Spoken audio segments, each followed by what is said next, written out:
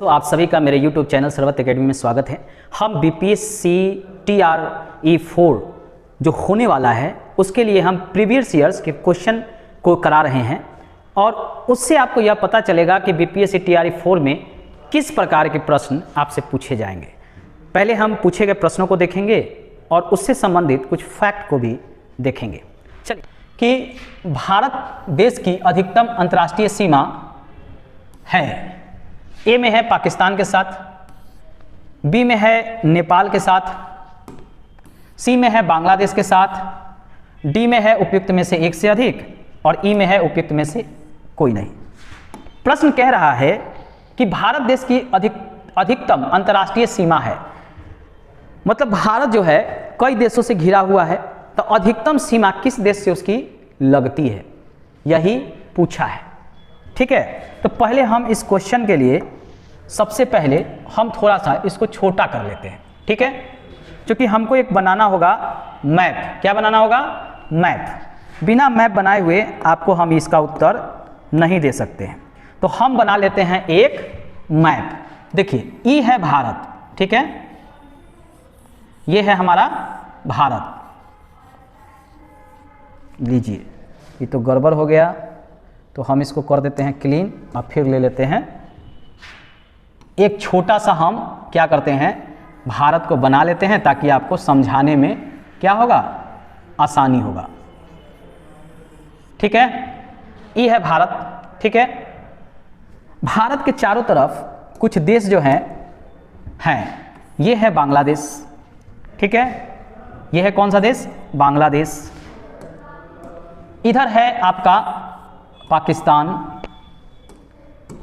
इधर है आपका सटा हुआ अफगानिस्तान, इधर है आपका चीन, ठीक है, और इधर है आपका म्यांमार। ठीक है, अब कह रहा है कि भारत का जो सीमा जो ये लग रहा है किस देश के साथ सबसे अधिक है। ये जो इसका सीमा यहाँ से यहाँ तक पाकिस्तान के साथ है, फिर अफगानिस्तान के पास है, फिर चाइना के साथ है। ठीक है, इधर में नेपाल भी है, तो यहाँ भी लगता है नेपाल के साथ है, इधर जो है म्यांमार के साथ है, और इधर से ये जो सीमा है वह लगता है बांग्लादेश के साथ। तो किसके साथ सबसे ज़्यादा सीमा लगता है? तो सबसे ज़्यादा सीमा लगता है बांग्लादेश के साथ। लगभग 4096 किलोमीटर जो है बांग्लादेश से भारत की सीमा साझा होता है। ये तो इसका उत्तर हो गया। लेकिन अब अगर पूछे क्रम से, ठीक है, कि क्रम से बताइए कि पहले स्थान पे कौन है, दूसरे स्थान पे कौन, तीसरे स्थान पे कौन, चौथे स्थान पे कौन, तो याद रखिएगा, एक याद रखिएगा बचपन। बचपन, ये ट्रिक है। ठीक है, ब से बांग्लादेश, च से चीन, प से पाकिस्तान, नौ से नेपाल। पहले स्थान पे, दूसरे स्थान पे, तीसरे स्थान पे, चौथे स्थान पे, यानी पहले स्थान पे बांग्लादेश, दूसरे स्थान पे चीन, तीसरे स्थान पे पाकिस्तान और चौथे स्थान पे नेपाल। अगर आप बचपन याद रखते हैं तो आसानी से याद हो जाएगा कि सबसे ज़्यादा किस देश की सीमा भारत से लगता है। तो यह ट्रिक है, इससे आप इसको क्वेश्चन को याद रख सकते हैं। चलिए अगला प्रश्न को हम देखते हैं। अगला प्रश्न है, भारत का सबसे शुष्क स्थान कौन है? शुष्क, जहां वर्षा बहुत कम होती है, गर्मी अधिक पड़ता है, उसको कहते हैं शुष्क क्षेत्र। ए में है लेह, ठीक है, ए में है लेह, बी में है बीकानेर, सी में है जैसलमेर, डी में है उपयुक्त में से एक से अधिक और ई में है उपयुक्त में से कोई नहीं। तो देखिए, सबसे शुष्क जो है वह है आपका जैसलमेर। ठीक है, सबसे कम वर्षा यहाँ पर देखने को मिलता है, तो इस प्रश्न का उत्तर आपका जैसलमेर हो गया। चलिए अगला और प्रश्न देखते हैं। अगला प्रश्न है आपके सामने कि निम्नलिखित नगरों में से कौन सा नगर कर्क रेखा से उत्तर में अवस्थित है? ऐसा कौन नगर है जो कर्क रेखा के उत्तर में अवस्थित है? ए में है भोपाल, बी में है आइजॉल, सी में है रांची और डी में है उपयुक्त में से एक से अधिक, ई में है उपयुक्त में से कोई नहीं।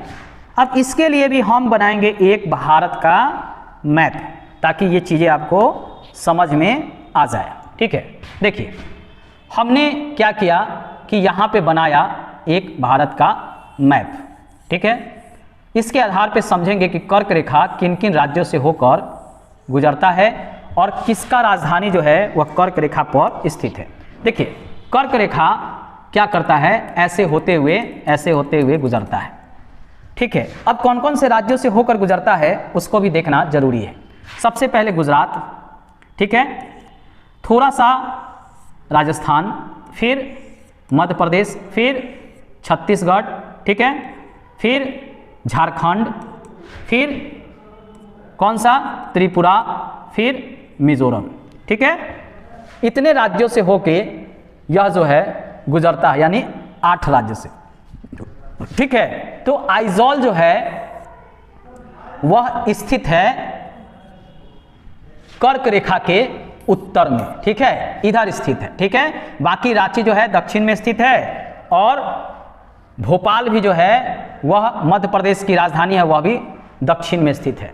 यानी कर्क रेखा के उत्तर में कौन स्थित है, आइजॉल स्थित है, याद रखिएगा। तो इसका उत्तर कौन हो जाएगा, बी। ठीक है, चलिए अगले प्रश्न को हम लेते हैं। अगला प्रश्न है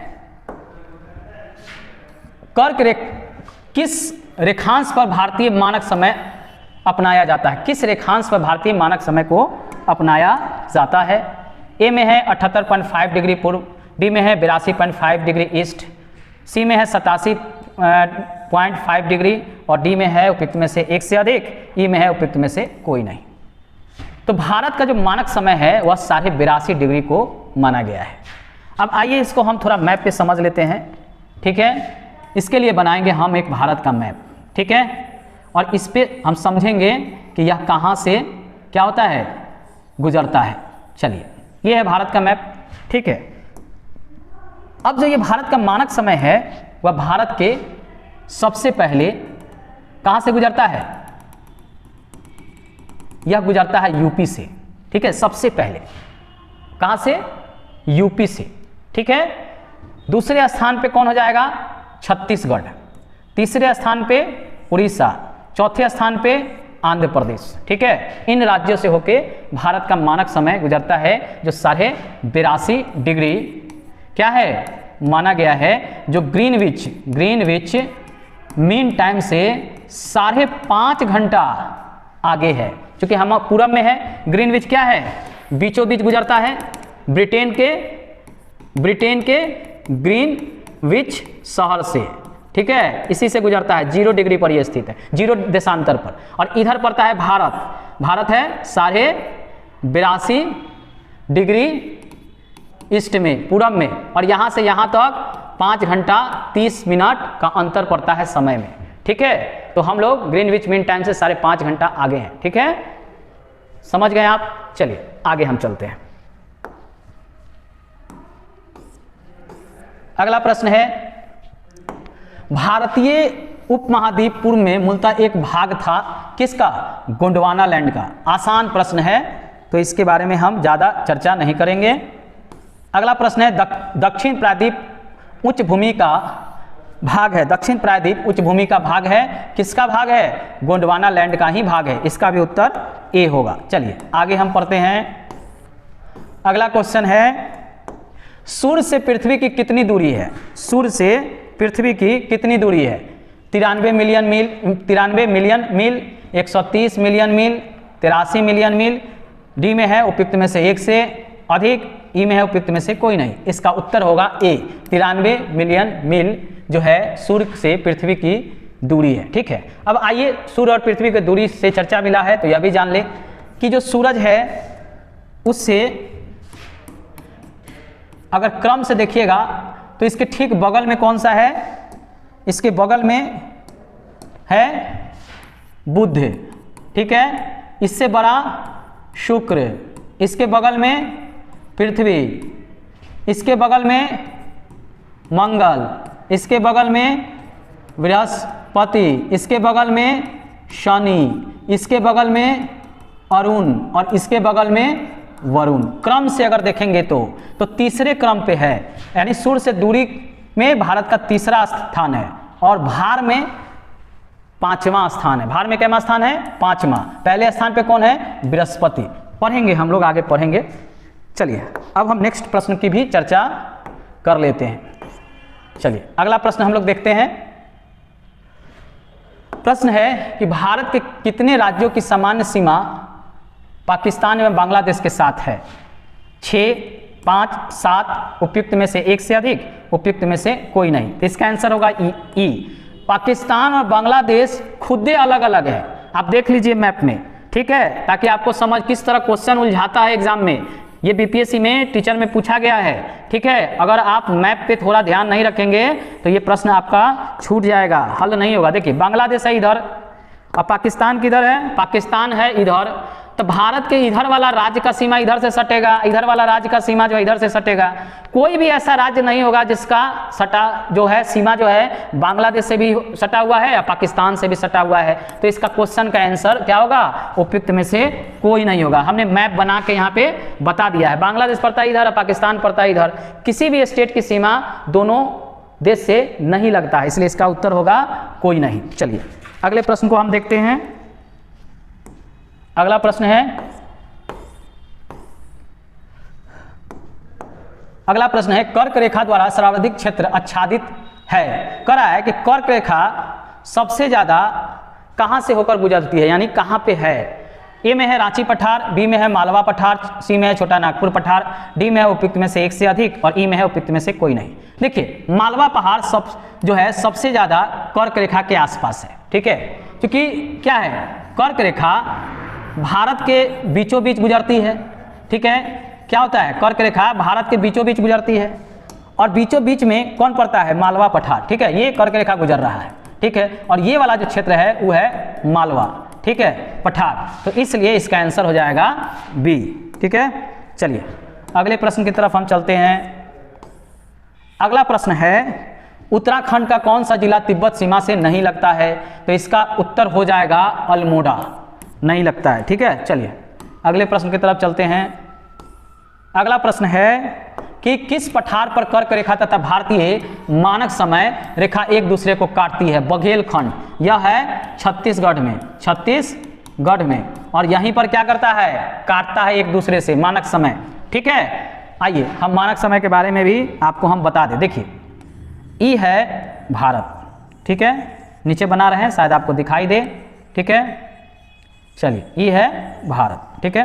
कर्क रेखा क्या है? इसके बीचों बीच से गुजर रहा है और भारत का मानक समय का किधर से गुजर रहा है? तो भारत का मानक समय इधर से आ रहा है, ठीक है। यह है 82.5 डिग्री पर, ठीक है, और कर्क रेखा है 23.5 डिग्री पर, ठीक है, कर्क रेखा। यहाँ पे ये काट देता है, सबसे ऊपर उत्तर प्रदेश, फिर मध्य प्रदेश, ई है छत्तीसगढ़, इसके नीचे उड़ीसा और इसके नीचे आंध्र प्रदेश। 5 राज्यों से होकर गुजरता है भारत का मानक समय और यहीं पे क्रॉस कर देता है बघेलखंड में क्या? कर्क रेखा। किसको? भारत के मानक समय को, ठीक है। चलिए इसका उत्तर मिल गया आपको। अब हम आगे चलते हैं नेक्स्ट प्रश्न की तरफ। देखिए दोस्तों प्रश्न की श्रृंखला यहाँ पे समाप्त होता है। लास्ट में हम यही कहेंगे कि अगर मेरा प्रयास अच्छा लग रहा हो, सारे प्रश्न बीपीएससी टीचर में पूछे गए हैं, मैंने मैप बना के आपके सामने व्याख्या किया, हिस्ट्री और ज्योग्राफी के प्रश्न थे। नेक्स्ट प्रश्न हम लाएंगे पॉलिटी से संबंधित लाएंगे, साइंस से भी संबंधित लाएंगे। जो पीछे पूछे गए प्रश्न है उसी के आधार पे किस तरह से प्रश्नों को पूछा जाता है उसको जानना जरूरी है आपके लिए, तभी आप एग्जाम क्वालिफाई कर सकते हैं, ठीक है। तो मेरे चैनल शरारत एकेडमी को लाइक, सब्सक्राइब और शेयर जरूर कर दीजिएगा।